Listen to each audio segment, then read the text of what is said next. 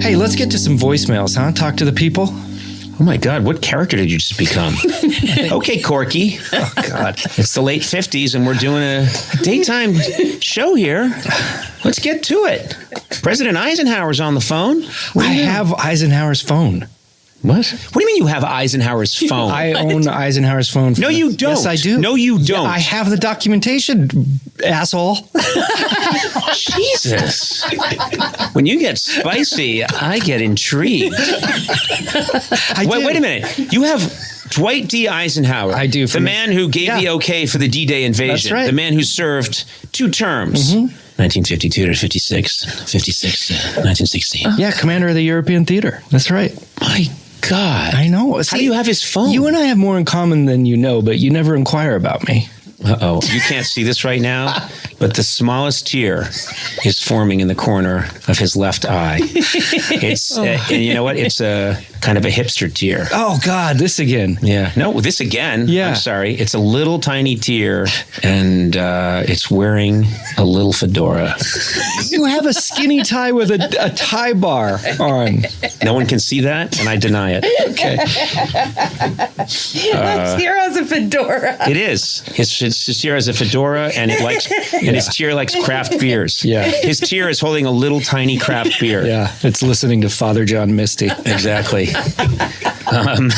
Okay, so wait a minute. How do you have Eisenhower's phone? I bid on it, and I bid on it because I thought, I will never win this. And I won it. That is so and cool. Will you bring it in? Can I see it? Mm-hmm. Is it? Do you use it as a real phone? It probably doesn't work well. The cord is frayed at the end, so can it get doesn't that have a plug. fixed. I could, yeah. But I don't have a landline. Oh, right. Yeah. Wait, go ahead. You're making a judgment. Yeah. Yeah. What are you going to say? Yeah. Whatever. I think you just did it yourself. I'm not some hipster. I don't have a landline. Was this his phone at home? It was from his summer White House in Newport, Rhode Island. But while he was president. Oh. That's so cool. Yeah. Is it a rotary dial phone? It doesn't even have a dial. It's a hotline. It's a green, like, Bell plastic, one of those. That's really fascinating. I love stuff like that. Me too. A crazy fanatic for presidential memorabilia. Andy Richter gave me a really old phone that I have on my desk. The only problem is that when I go to talk on it, it doesn't sound great. It actually sounds like you're talking in a different era. Oh. So the electronics aren't as good as the electronics today. So when I talk on that phone, I tend to say things like, "You there?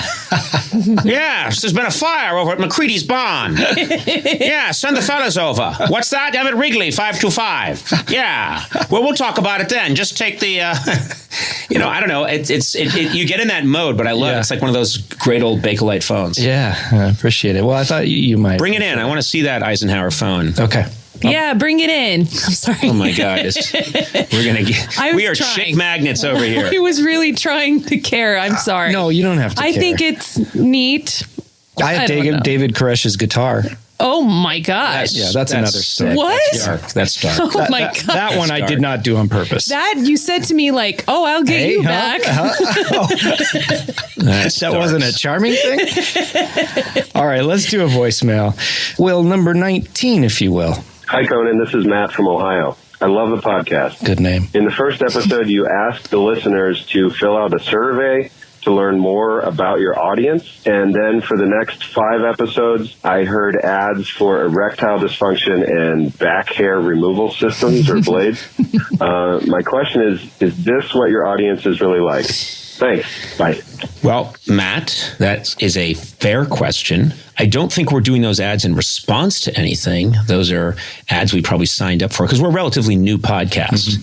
And so I think the assumption by somebody who heard that Conan O'Brien was going to have a podcast and signed us up early for ads probably said, well, those people probably don't have working penises and probably have a lot of hair on their low back. Because I'm just guessing that's the kind of person who watches Conan. I don't think it actually reflects who is listening to the podcast. No negative thoughts towards those ads because I think those are very good products. I've used both of them.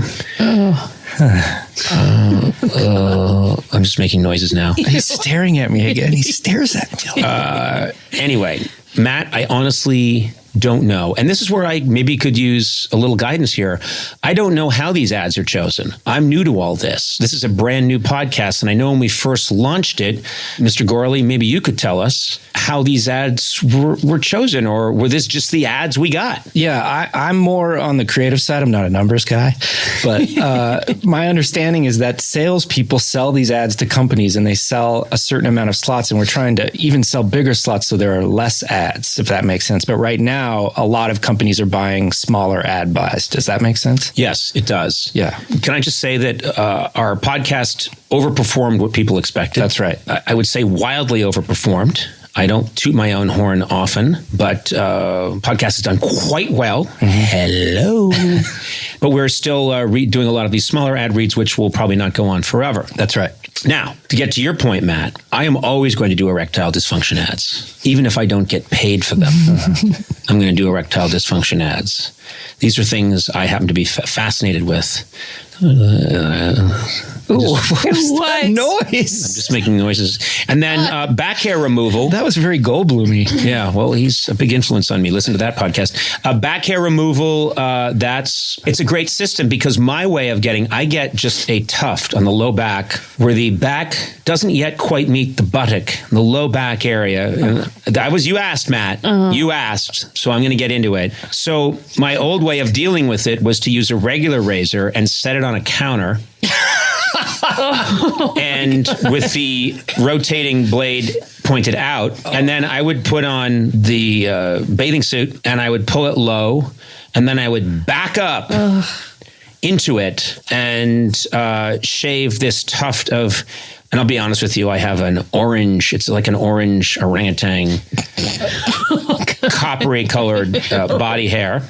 And I will back up into it and then undulate my low back until I felt the thip, that's THIP, thip of little chunks of orange coppery hair hitting the tiles of my bathroom floor. That was what I was doing until that incredible back hair removal system. I should get that tattooed on my hand. What? What's that? Okay, let's everyone take it easy. Let's just back away from the microphones. Conan O'Brien Needs a Friend with Sonam Movsesian and